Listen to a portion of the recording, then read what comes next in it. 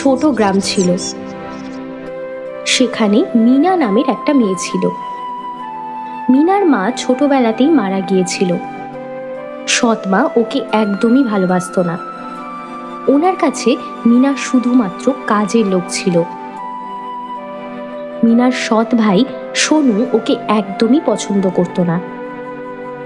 মিনার বাবা ওকে ভালোবাসতো, কিন্তু বউকে খুব ভয় পেত।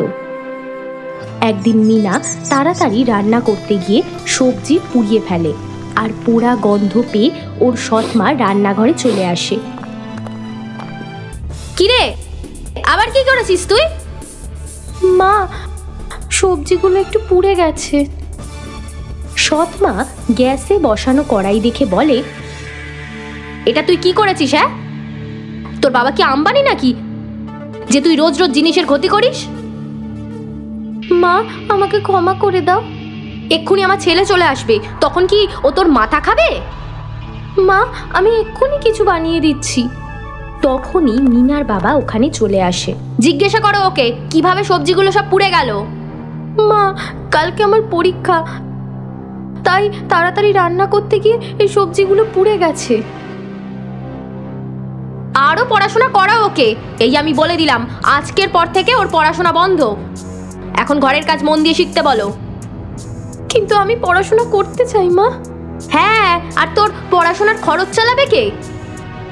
এত কষ্ট করে ঘর সংসার চলছে, তুই কি আমাদের না খাইয়ে মারতে চাস? কিন্তু আমি বললাম তো, ও আর পড়াশোনা করবে না।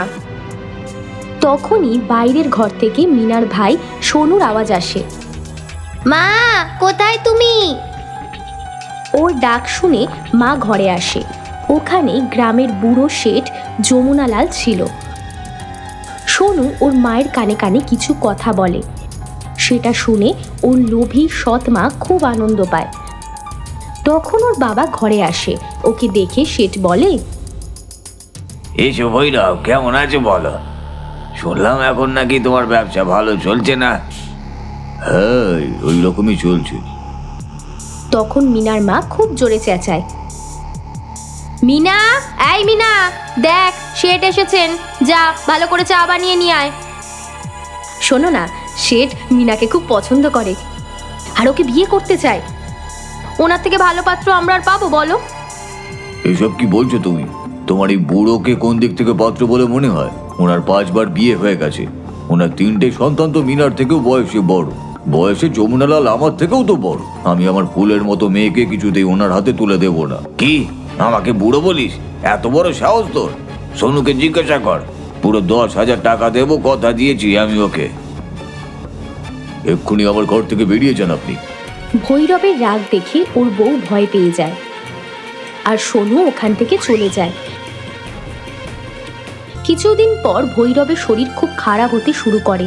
যখন মিনা ভৈরবকে খাবার দিতে আসে, তখন ইশারায় ও মিনাকে দাঁড়াতে বলে। বাবা, তুমি ঠিক আছো? তোমার কি কিছু চাই? মিনা, আমাকে ক্ষমা করে দিস মা। মনে হয় আমি আর বেশি দিন বাঁচবো না। বাবা, তুমি এরকম বলো না, তুমি তাড়াতাড়ি ভালো হয়ে যাবে। আমার একটা কথা মন দিয়ে শোন মা, তুই কখনো তোর মা আর ভাইকে বিশ্বাস করবি না। আর আমার চলে যাওয়ার পর এখানে আর থাকিস না। এরা দুজন টাকা লোভে তোর সাথে সবকিছুই করতে পারে। মিনা কাঁদতে কাঁদতে ঘাড় নাড়ায়, আর ওর বাবা চুপ করে যায়।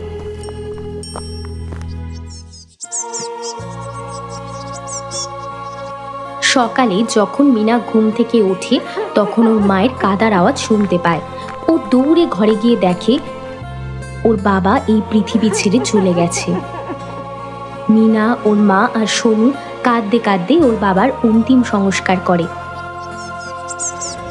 মিনার বাবা মারা যাওয়ার কিছুদিন পর যমুনালাল ওখানে আবার আসে। মিনা লুকিয়ে লুকিয়ে দেখে যে ওর সৎ মা আর সোনুর সাথে উনি হাসতে হাসতে কথা বলছিল।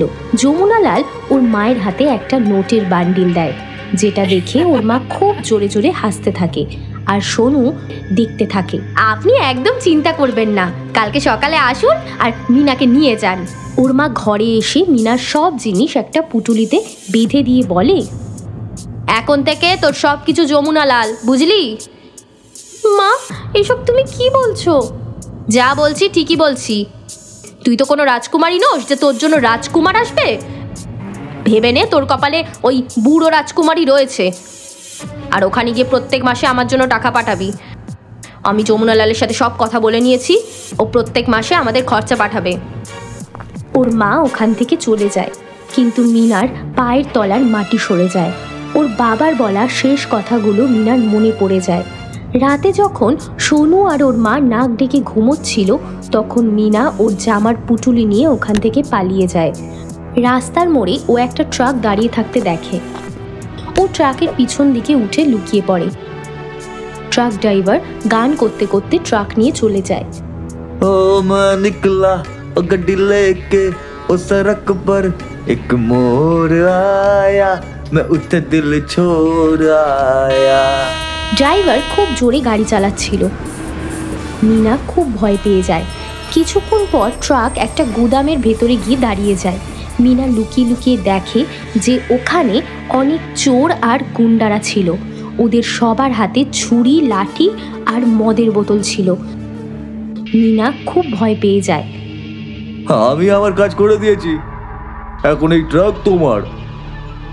লোকটা চাবি নিয়ে হাসে। সাবধানে, পুরো ট্রাকে মাল ঠাসা রয়েছে। এতদিনে ঠিকঠাক মাল পাওয়া গেছে। ও मैं निकला ओ गड्डी लेके ओ सड़क पर एक मोड़ आया मैं उठे दिल छोड़ आया। ট্রাক ড্রাইভার গান করতে করতে ওখান থেকে চলে যায়। এই সবাই চলে আয়, ট্রাকটা আমাদের এক্ষুনি খালি করতে হবে। যাচ্ছি ওস্তাদ, একটু গলাটা ভিজিয়ে নি। কথাটা শুনে মিনা খুব ভয় পেয়ে যায়। সবাই যখন মদ খেতে ব্যস্ত, তখন সুযোগ বুঝে ও ট্রাক থেকে নেমে লুকিয়ে লুকিয়ে বাইরে বেরিয়ে যায়। হাতে পুটলি নিয়ে ও রাতের অন্ধকারে সারা শহর ঘুরে বেড়াতে থাকে। কাউকে সামনে থেকে আসতে দেখলেই ও লুকিয়ে যায়। ও হাঁটতে হাঁটতে অনেক বড় একটা হোটেলের সামনে এসে দাঁড়িয়ে যায়। ওখানে অনেক গাড়ি দাঁড়িয়ে ছিল। তখনই একটা চৌকিদার হাতে লাঠি নিয়ে কুকুর তাড়া করতে করতে বাইরে আসে। ওনাকে দেখে মিনা গাড়ির পিছনে লুকিয়ে পড়ে। চৌকিদার বারবার যাওয়া আসা করছিল। মিনা কিচ্ছু বুঝতে পারে না। ও গাড়িগুলোর দরজা খোলার চেষ্টা করে। তখনই একটা গাড়ির পিছনে দরজা খুলে যায় আর মিনা ওখানে উঠে লুকিয়ে পড়ে। কিছুক্ষণ পর ওই গাড়ির মালিক আসে আর গাড়িটা চালাতে থাকে। রাস্তায় ওর পিছনের সিটে কিছু আছে বলে মনে হয়। ও পিছন ঘুরে দেখে, কিন্তু কাউকেই দেখতে পায় না। তবে হঠাৎ হাঁচির শব্দ পেয়ে ও চেঁচাতে থাকে। কে কে ওখানে আছে? তাড়াতাড়ি বাইরে এসো, না হলে আমি এক্ষুনি পুলিশ ডাকবো। না না, পুলিশ ডাকবেন না। কে তুমি, আর আমার গাড়িতে কি করে এলে? মিনা চুপ করে থাকে। শুনতে পাচ্ছ না আমি কি বলছি? মিনা ভয় পেয়ে সব কথা ওনাকে খুলে বলে। তুমি এই মাঝরাতে বাড়ি থেকে বেরিয়ে এসেছো আর আমার গাড়িতে এসে লুকিয়ে গেছো। ভয় পাও না নাকি তুমি? হ্যাঁ, ভয় পাই, কিন্তু আমার কাছে এটা ছাড়া আর কোনো উপায় ছিল না। আমি না পালালে না জানি যমুনালাল আমার সাথে কি করতো। গাড়ি দাঁড় করিয়ে দিন, আমি চলে যাচ্ছি। কোথায় যাবে? এখানে কি তুমি কাউকে চেনো? না, কেউ নেই, কিন্তু আপনি চিন্তা করবেন না, আমি ঠিক কিছু না কিছু খুঁজে নেব। কি খুঁজবে তুমি? আমি একটা জায়গা চিনি, ওখানে তোমায় রেখে আসবো। কোনো কাজ করতে পারো তুমি? মিনা ঘাড় নাড়ায়। অনিল ওকে মেয়েদের হোস্টেলে নিয়ে যায়। মিনা যখন চলে যাচ্ছিল, তখন ও মিনাকে কিছু টাকা দেয়। না না, আমার চাই না। নিয়ে নাও, এমনিতেও খুব বেশি টাকা নেই এখানে। আর কাল সকালে 10টার সময় আমি এখানে আসবো। তোমাকে কোনো একটা কাজ খুঁজে দেবো। যদি আমার প্রতি বিশ্বাস থাকে তাহলেই এসো, না হলে বাদ দাও। এটা বলে অনিল চলে যায় আর মিনা হোস্টেলে চলে যায়। সকালে 10টার সময় যখন মিনা বাইরে আসে, তখন অনিল গাড়ি নিয়ে আগের থেকেই ওখানে ছিল। মিনা গাড়িতে বসে পড়ে। আপনি আমাকে কি কাজ দেবেন? দেখো মিনা, তোমার মতো আমার ওই পৃথিবীতে আমার ঠাম্মা ছাড়া আর কেউই নেই, কিন্তু আজকাল উনি খুবই অসুস্থ হয়ে পড়েছেন। আমি চাই ওনার সেবা করো তুমি। কি তুমি পারবে তো? আমি এখন সব কাজই করতে পারবো। এমনিতে তো ওনাকে দেখার জন্য নার্স আছেই, উনিই তোমাকে সবকিছু বুঝিয়ে দেবেন। আর হ্যাঁ, তুমি ওখানেও থাকতে পারো। গাড়ি একটা বড় বাড়ির সামনে এসে দাঁড়িয়ে যায়। মিনা এত বড় বাড়ি কখনো দেখেনি। অনিল ভেতরে যায় আর নার্সের সাথে মিনার আলাপ করিয়ে দেয়। ওর নাম মিনা, ও আজ থেকে ঠাম্মার সাথেই থাকবে। আপনি ওকে একটু বুঝিয়ে দেবেন সব। কথাটা বলে ওখান থেকে চলে যায়। নার্স ঠাকুমার সাথে মিনার আলাপ করিয়ে দেয়। মিনা মন দিয়ে ঠাকুমার যত্ন করতে থাকে, ওনাকে সময় মতো ওষুধ খাইয়ে দেয়, খাবার খাইয়ে দেয়, আর ওনার সাথে গল্প করে। একদিন, ঠাম্মা তুমি কেমন আছো? আমি একদম ঠিক আছি। মিনা আমাকে অসুস্থ হওয়ার সুযোগই দেয় না। ঠিক আছে ঠাম্মা, আমার দেরি হয়ে যাচ্ছে, আমি তোমার সাথে পরে কথা বলবো। ওর চলে যাওয়ার পর মিনা ঠাকুমাকে বলে যে তার নাতি নিজের ব্যাগ ফেলে রেখে চলে গেছে। ঠাম্মা, ব্যাগ তো এখানেই রেখে গেছেন উনি। খুলে দেখ তোর মধ্যে কি আছে। মিনা ব্যাগ খোলে। এতে তো মনে হয় লাখ টাকা আছে। শোন মিনা, এই টাকাগুলো তুই তোর কাছে রেখে দে, তোর ভবিষ্যৎ হয়ে যাবে এই টাকা। না না ঠাম্মা, এটা তো তোমার নাতি অনিল বাবুর কষ্টের পয়সা। তুমি না কি সব বলো, উনি নিশ্চয়ই এতক্ষণে খুব দুশ্চিন্তায় পড়ে গেছেন। এটা বলে ও অনিলকে ফোন করে ব্যাগের কথা বলে দেয়। সন্ধেবেলা অনিল ব্যাগ নিতে আসে, তখন ওর ঠাকুমা বলে, একটা কথা বলি, তুই খারাপ ভাববি না তো? বলো না ঠাম্মা। আমি তোর জন্য একটা মেয়ে দেখেছি, তুমি নাকি বিয়ে করে নে।